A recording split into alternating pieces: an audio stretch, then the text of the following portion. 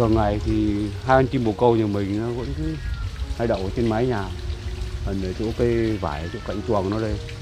Mà sáng nay không thấy nó đâu cả.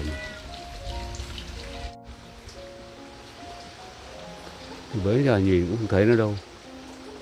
Hay là nó đi kiếm ăn nhỉ? Thôi được, để mình vào mình hỏi Duyên là xem Duyên nó có bán hay không.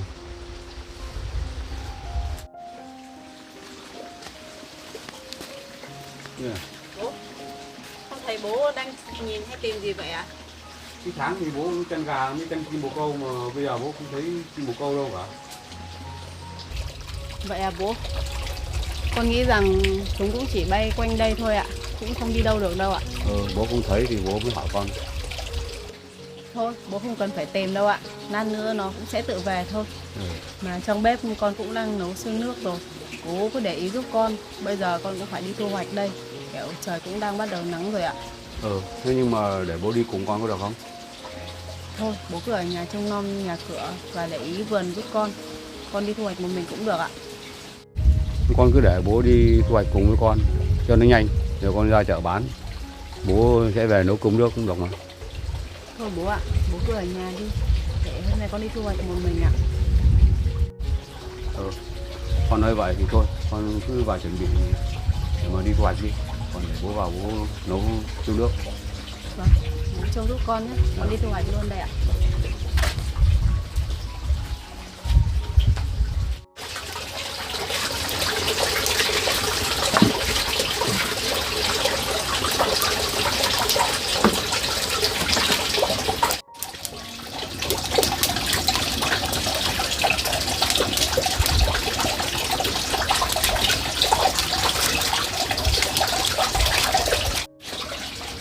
Bây giờ nó cũng đang ở thời tiết mùa đông, nhưng hôm nay nó lại nắng ấm này, rất là dễ chịu rồi.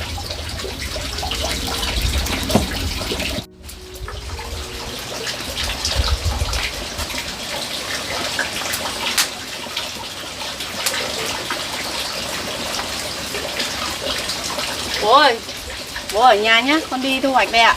Con đi cẩn thận nhé. Vâng, con chào bố ạ.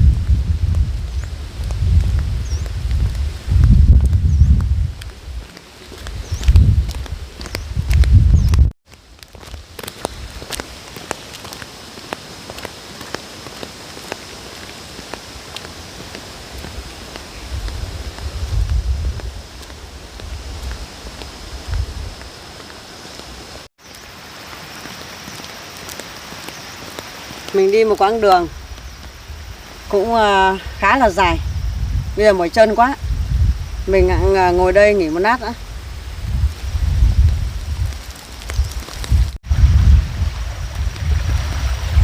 Mình đã nói với ông hết lời rồi, mà bảo ông ở nhà với mình. Tại sao ông cứ vào trong chỗ con Duyên mà bảo mãi ông vẫn không nghe, thế là sao? Thôi mình ngồi đây để làm một lát.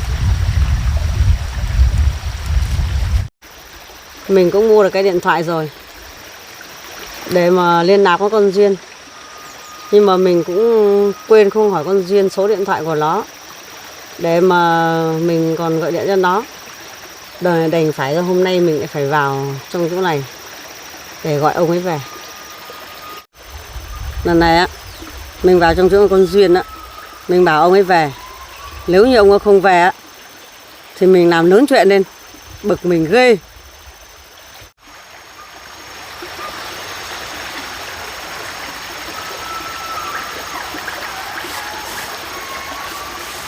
Mình đi bộ đường xa mình cũng thấy mệt mỏi thật.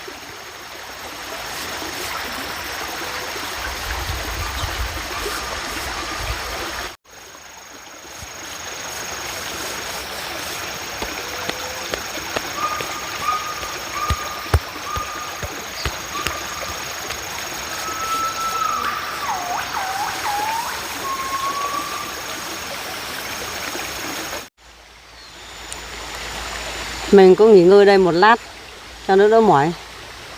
Rồi mình tới nhà con Duyên.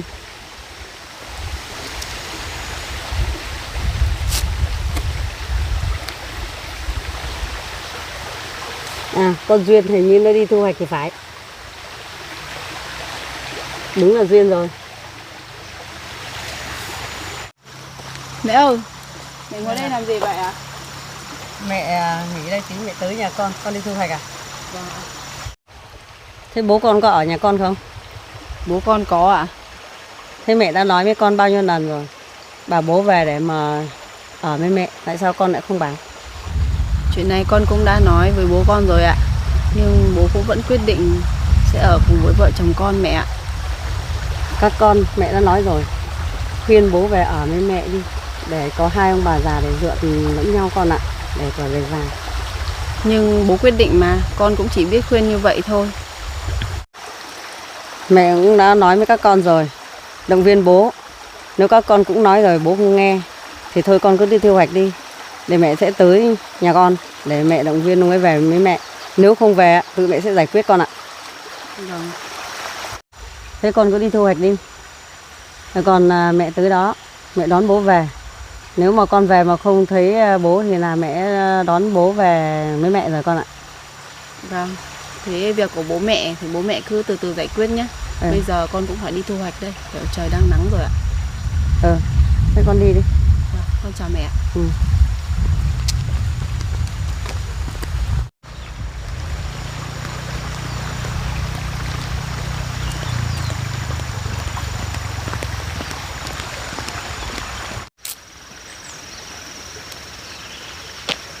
Mình thấy việc của bố mẹ cũng đơn giản thôi. Nhưng mà sao có vẻ bố và mẹ khó giải quyết với nhau thế nhỉ? Thôi, mình cứ đi thu hoạch đã.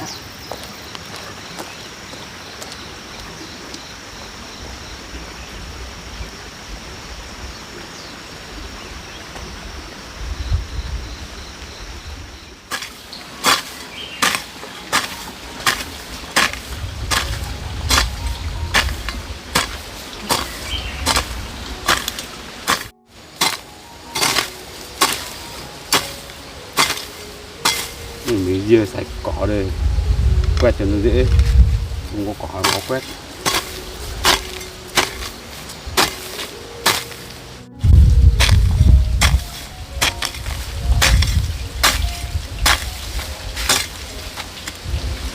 Hôm nay trời nó nắng như thế này, Duyên đi thu hoạch không đội nón đi, giờ đầu là nắng, về như nó ốm thì sao đâu. Mà từ khi thằng Long nó bị bắt tới giờ thì mình thấy cuộc sống gia đình nhà mình nó yên bình hơn những lần trước khi Long chưa bị bắt.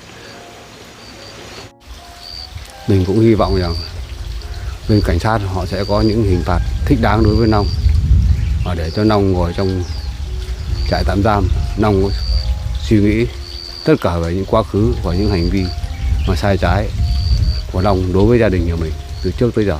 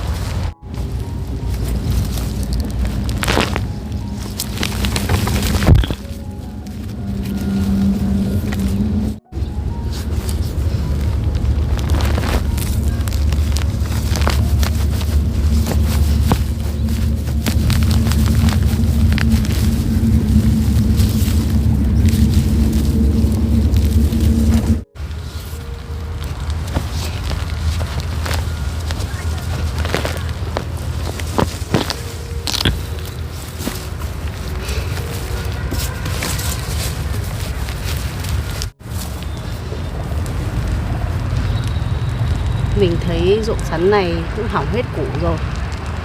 Bây giờ mình thu hoạch mang ra chợ bán thì cũng không đạt chất lượng, khách họ cũng sẽ không mua đâu.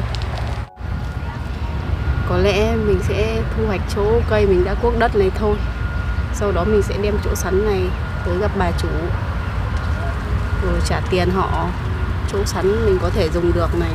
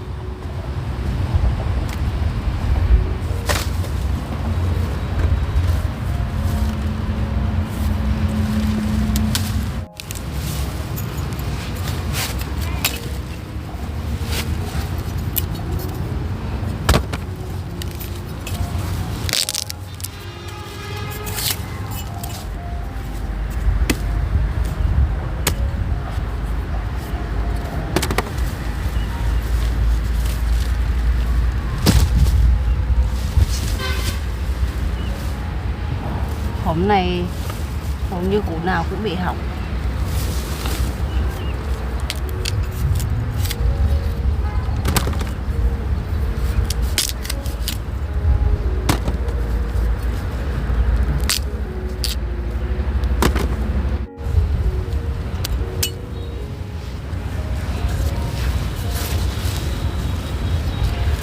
Củ sắn to như thế này mà bị hỏng, lãng phí thật.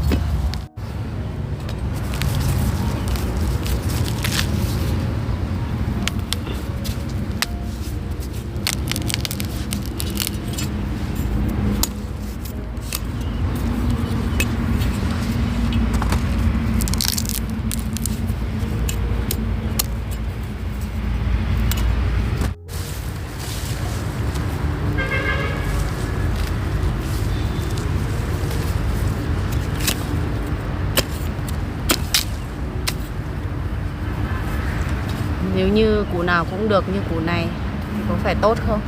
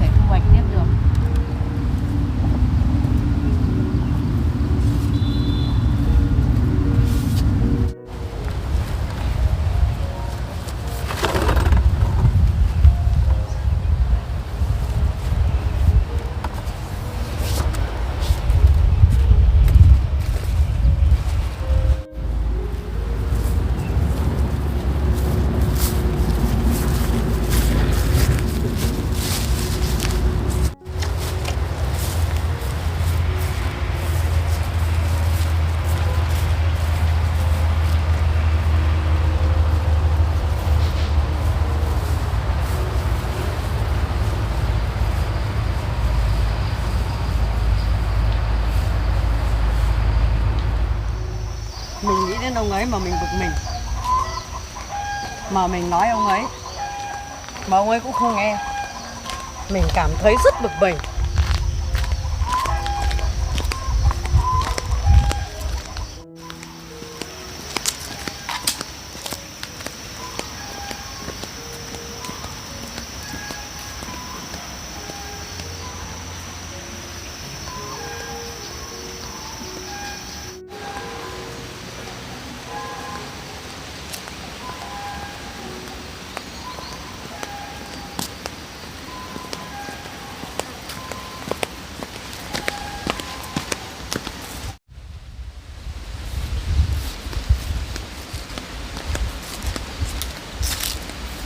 Đây có khi mình phải lên rừng mình hái những măng để nấu ăn.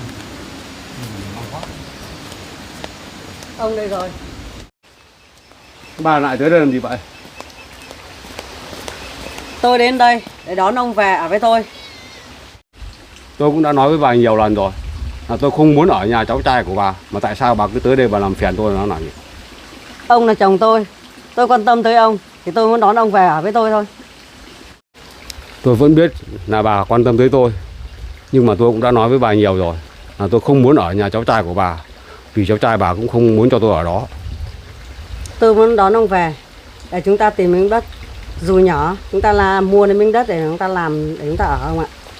Nhưng mà tôi nói với bà nhiều lần rồi là tài chính của chúng ta không đủ để mua ở ngoài khu vực thị trấn đó. Mà chúng ta chỉ có mua ở trong khu vực nhà Duyên này thôi.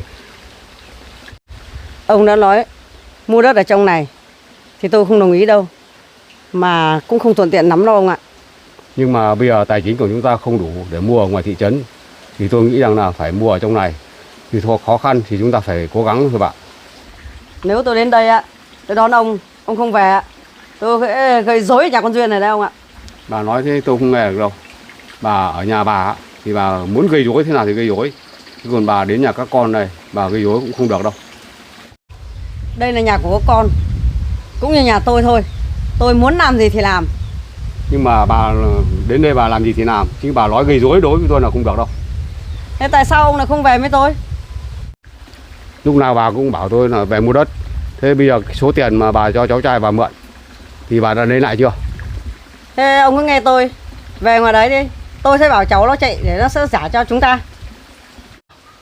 Lúc nào bà cũng bảo tôi về với bà để đi mua đất. Thế nhưng bây giờ tiền cháu trai bà cũng chưa trả. Thì lấy tiền đâu mà mua đất. Ông cứ về với tôi đi. Xong rồi bảo cháu nó chạy nó giả cho chúng ta mua đất ở. Bà cũng nói với tôi bao nhiêu lần rồi. Bao nhiêu lần cháu trai bà chạy giả. Nhưng bây giờ tôi chưa thấy gì cả. Tôi nói với ông lần này là lần cuối cùng. Ông phải về ở với tôi. Nếu như ông không về với tôi sẽ chờ bằng đầu con Duyên về. Tôi sẽ nói chuyện với nó. Sẽ không cho ông ở đây đâu nhé. Bà muốn nói gì với con Duyên thì nói. Nhưng mà tôi vẫn quyết định là tôi không về ở nhà cháu của bà đâu. Ông hãy nhớ câu nói của ông nhá. Ông không về với tôi nhá. Tôi sẽ chờ hôm nay chờ bằng được con Duyên về đây. Tôi sẽ nói không cho ông ở đây, xem ông ở đâu. Tôi nói bà, con Duyên không cho tôi ở đây á thì tôi cũng không ở. Mà tôi cũng không ở nhà cháu của bà. Tôi chỉ ở chỗ khác. Ông nhớ câu nói nhá. Được. Tôi đi. Ở nhà.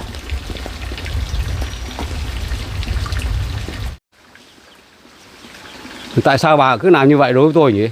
Tôi đã nói với bà rồi là tôi không về ở với cháu bà mà. Thế tôi nói như thế không đúng không?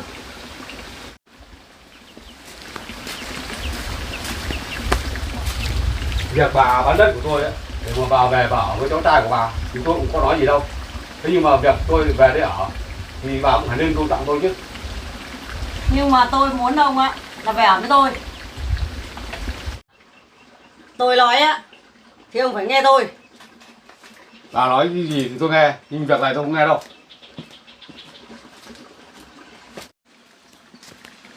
Tại sao tôi đang nói chuyện với bà mà bà lại bỏ đi ra ngoài này? Bà không tôn trọng tôi à? Vì tôi nói với ông không nghe tôi, ông không tôn trọng tôi ấy. Chứ không phải là tôi. Mà thôi, tôi không nói nhiều nữa. Tôi cứ ở đây, tôi đợi con Duyên đến làm về. Tôi sẽ nói chuyện với nó là sẽ không cho ông ở đây nữa. Do con Duyên nó không cho tôi ở đây thì tôi cũng đi ở chỗ khác chứ không về nhà cháu bà đâu. Ông ở với cháu trai tôi rõ là sướng, không thiếu thốn một cái gì cả. Cháu trai bà nó không thiếu thốn một cái gì, có lòng tốt. Thế nhưng mà bà ở đó thì tôi không ở đâu. Tôi cũng đã nói với bà rồi, bà quá nhiều lần tới đây để làm phiền tới gia đình nhà Duyên rồi. Bây giờ bà cứ ngồi đây mà chờ con Duyên nó đi làm về, bà nói chuyện với nó. Còn tôi cũng không ở đây đâu, và tôi cũng không về nhà cháu trai của bà đâu. Ông không ở này con Duyên, ông cũng không ở này cháu tôi. Thế thăm ông đi đâu, ông sinh sống được thì ông ở. Ông phải biết á, là bây giờ ông già rồi, chứ không phải còn lúc ông còn trẻ nữa mà ông đi đâu cũng được. Thôi, ông đừng có cố chấp nữa. Tốt nhất là ông về ở với tôi đi. Thôi bà đừng nói nhiều đâu, tôi không nghe vào đâu. Mình là vợ của ông ấy, nói cái gì ông ấy cũng không nghe. Duyên à, con đi thu hoạch về con. Vâng ạ. Thế con có thu hoạch được không? Hôm nay con cũng đi thu hoạch sắn ở ngoài ruộng, nhưng mà sắn của họ cũng đã bị hỏng hết, nên con cũng không thu hoạch đem ra chợ bán được mẹ. Vậy à con? Vâng ạ. À, bố con đâu rồi ạ? Mẹ đang bực mình đây. Bố con ở trong nhà kia con à? Thôi, mẹ đừng bực mình nữa. Có chuyện gì thì mẹ cứ ngồi ra đây đi. Đợi con cất đồ một lát rồi chúng ta sẽ nói chuyện với nhau ạ. Thế con đi cất đi.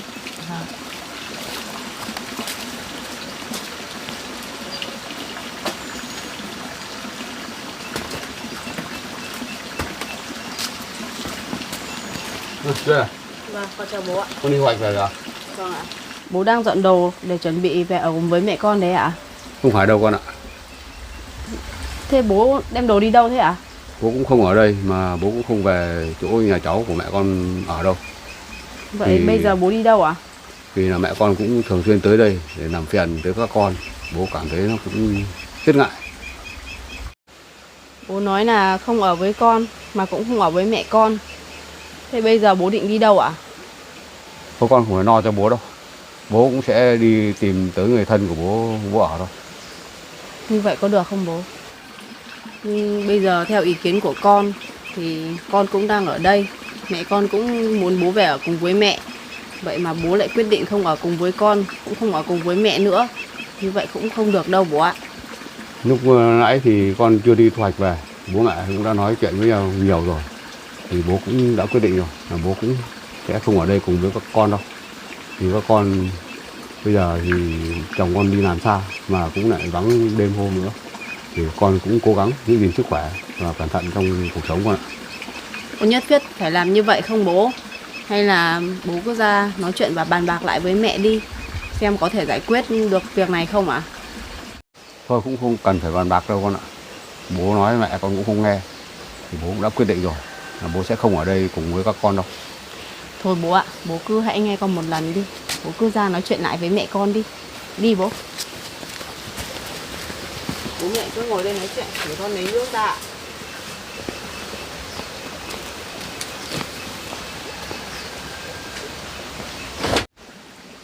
Tôi nói thì ông phải nghe. Nếu như ông không nghe tôi á, thì ông có cầm đài đâu ạ. Tôi nghe bà thì tôi cũng nghe rất nhiều rồi, nhưng cái việc này thì tôi không nghe, tôi không chấp nhận về ở với cháu của bà đâu. Đấy, bây giờ con Duyên nó về rồi đấy, bà cần gì thì bà cứ nói với nó đi. Vâng, cái Duyên nó về đây tôi sẽ nói chuyện hết với nó. Thôi bố mẹ cứ uống nước trước đi đã. Rồi mọi chuyện chúng ta cũng sẽ có cách giải quyết thôi ạ. Uống nước đi ạ.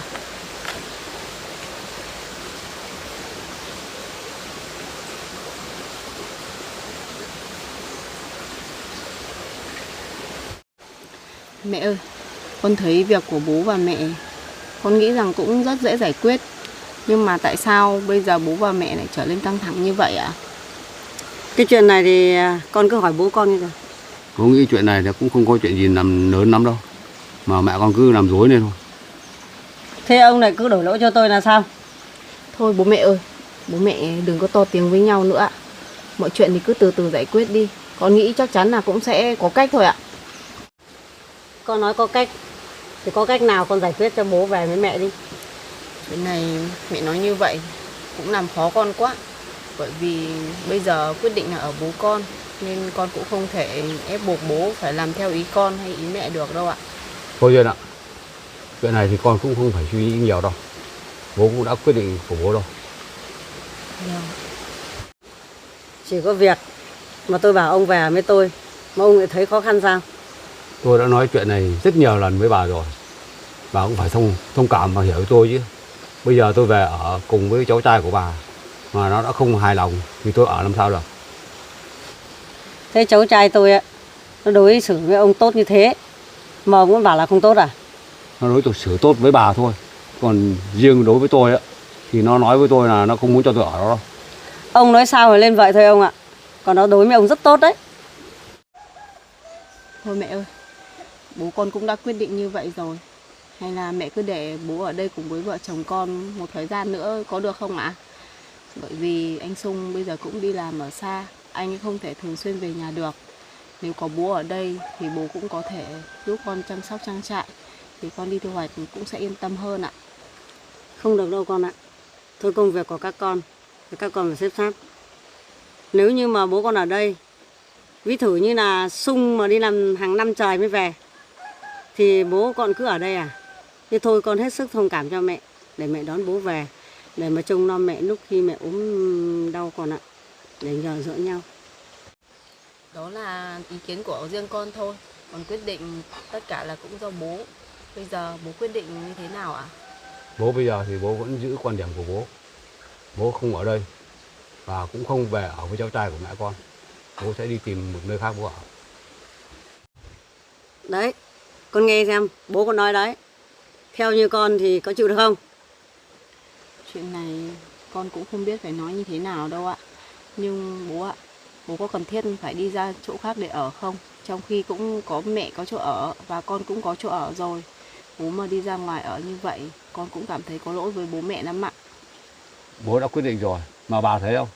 Bây giờ đặt hoàn cảnh của bà và hoàn cảnh của tôi ở nhờ nhà cháu trai của bà mà nó đối xử với bà như tôi, xem bà có chịu được không? Đấy là cái tư tưởng của ông ạ. Lúc nào ông cũng nghĩ cái xấu về cháu tôi như vậy thôi ông ạ. Bây giờ bà muốn nghĩ thế nào thì nghĩ, bà không hiểu cho tôi được thì bà muốn nghĩ làm sao để đó là quyền của bà. Thôi Duyên ạ, bố cũng đã quyết định rồi. Bây giờ là bố phải đi đây. Con ở lại cùng với cháu nó giữ gìn sức khỏe. Ông đi đi. Xem ông đi bao lâu, hay ông có thể quay lại tìm tôi. Nếu như ông còn quay lại nhà con Duyên nhá, là tôi không để cho ông yên đâu. Bố ơi, bố nói như vậy con cũng cảm thấy rất buồn. Nhưng bố và mẹ cũng không cần thiết phải nặng nề với nhau như vậy đâu ạ. Bố cũng đã quyết định rồi. Thôi bây giờ bố chào con, bố đi đây. Bố ơi, Con ở đây với mẹ. Xem ông ấy đi được bao lâu. Cứ để cho ông ấy đi. bố ơi, bố dừng lại, đợi con một chút đã. Duyên ơi, mẹ nói mà con không nghe à? Cứ để cho ông ấy đi. Bố ơi, bố đừng đi có được không ạ? Thôi Duyên ạ, con cũng phải thông cảm cho bố. Bây giờ thì mẹ con cũng không muốn cho bố ở đây. Thì bố đi tìm nơi ở mới. Còn ở lại thì con cũng cố gắng giữ gìn sức khỏe và đi thu hoạch để mà chăm sóc trang trại. Nhưng bây giờ bố ở đâu được ạ? Thì thôi bây giờ bố cũng sẽ tìm một nơi ở gần đây thôi. Để mà thỉnh thoảng bố còn tới để mà trông nom nhà cửa giúp cho con. Chẳng lẽ bây giờ bố ở gần đây, bố lại phải ở rừng ở núi. Như vậy con cũng lo lắng cho bố lắm ạ. Thôi được, con không phải lo đâu. Hay là bây giờ bố cứ tạm lánh đi đâu đó. Lát nữa mẹ con đi rồi bố cứ lại quay lại nhà con cũng được. Thôi được, con không phải lo cho bố đâu. Vậy ở đây con cũng có chút tiền. Thì con muốn đưa cho bố, cứ cầm tạm đi. Bố cần gì thì bố cứ mua. Bố cứ cầm lấy đi ạ. Con không được giúp ông ấy. Ông ấy không có tiền, sao ông không phải tìm đến mẹ không? Mẹ ơi, con cũng chỉ muốn đưa cho bố một chút tiền. Để bố cần thiết thì bố mua thôi ạ. Thôi Không con ạ. bố có tiền rồi, con cứ cất số tiền này đi. Có thật là bố có tiền rồi không ạ? Bố có rồi mà. Còn bà nữa, bà đừng có nghĩ rằng là tôi phải quay lại tìm bà nhé. Ông nhớ những lời nói của tôi nhá. Thôi con cất cái tiền này đi. Bây giờ bố phải đi đây. Mà còn bà nữa, thì bà không về đi. Bà con ở đây để mà gây phiền phức và rắc rối cho Duyên à. Tôi về hay không là quyền của tôi. Ông không phải quan tâm đến tôi. Bố ơi, bố cẩn thận nhá. Mẹ ơi, Mẹ có cần phải nặng lời với bố con như vậy không ạ? Thì đấy, con thấy không? Mẹ nói nhưng mà bố con có nghe mẹ đâu. Nhưng mà con đã nói với mẹ rồi, chuyện gì cũng có cách giải quyết, mẹ cứ phải từ từ thôi chứ. Bây giờ bố con đi như vậy, mẹ không thấy lo lắng cho bố hay sao ạ? Cứ để cho bố con đi, rồi bố con cũng phải tìm đến mẹ đấy con ạ. Thôi, con ạ, đi vào trong nhà ngồi, mẹ sẽ nói chuyện với con. Nhưng mẹ nhìn thấy bố con đi như vậy, mẹ không lo lắng hay sao ạ? Con cứ để cho ông ấy đi, rồi ông cũng sẽ phải tìm lại mẹ thôi. Đi, con vào đó. Vâng ạ.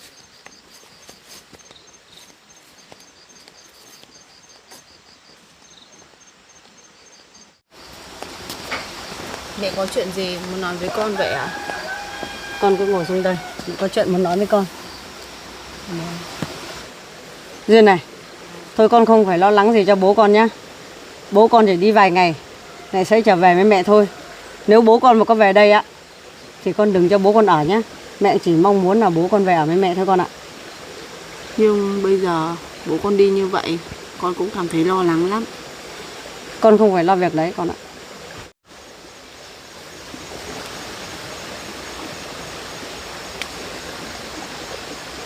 Mẹ đang làm gì vậy ạ? Duyên này, mẹ muốn nói chuyện với con như thế này. Mẹ có cái dây chuyền, mẹ muốn tặng con để con làm ra tăng gia trang trại này. Thôi mẹ ơi, con không dám nhận đâu ạ.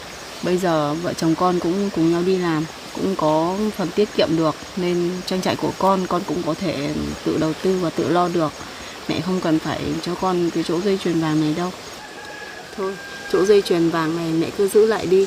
Bây giờ bố và mẹ cũng chưa có đất ở, vẫn phải đi ở nhờ nhà cháu trai của mẹ, nên mẹ cứ cầm đó ở phòng thân. Còn những lúc ốm đau nữa, mẹ cũng cần phải dùng đến ạ.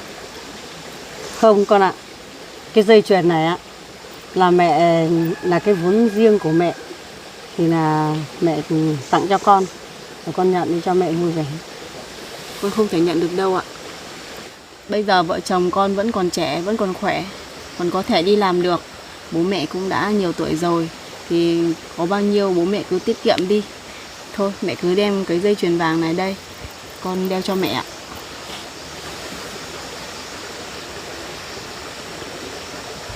Con không nhận cái dây chuyền này á, thì mẹ cũng rất là khó nghĩ con ạ. Thôi mẹ không phải suy nghĩ nhiều đâu.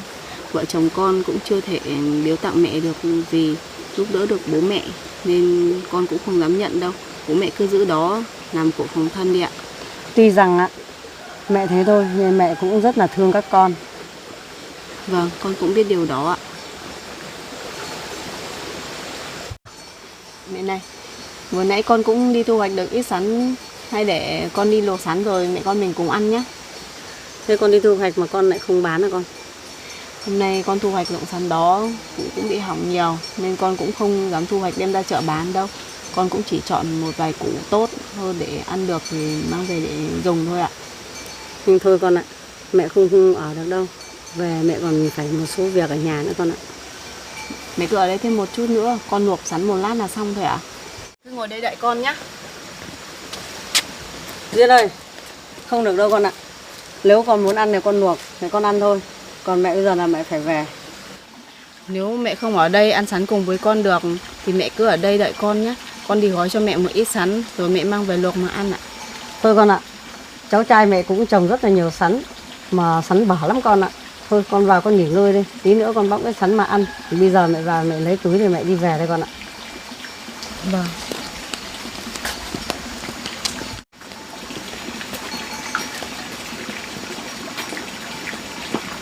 Không biết bố đi đâu nhỉ?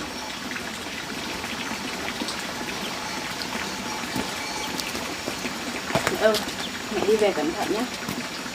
Thôi mẹ về con nhé. Con ở lại con giữ gìn sức khỏe nhé. Vâng ạ. Con chào mẹ ạ. Duyên ơi, Dạ. nếu bố con mà có quay về đây nhá, con đừng cho bố con ở đây. Thì rồi bố con sẽ về ở với mẹ con nhé. Vâng, mẹ cứ yên tâm ạ. Thôi mẹ đi nhé, đi chào con đấy. Vâng ạ.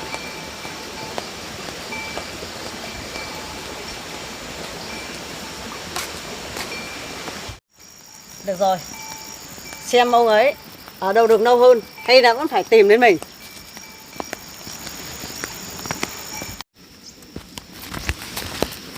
Tính không ấy, mình còn nại cái gì nữa. Vì vài ngày nữa lại tìm thấy mình thôi mà.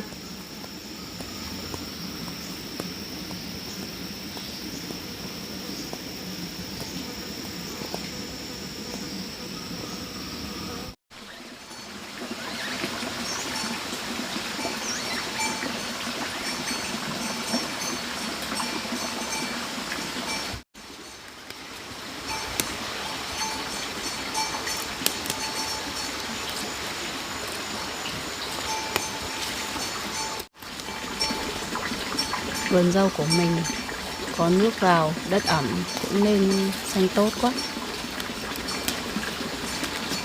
Mà không biết bố đi đâu được nhỉ? Tại sao bố và mẹ cứ phải to tiếng với nhau như vậy? Mình nghĩ chuyện đó cũng dễ giải quyết thôi mà.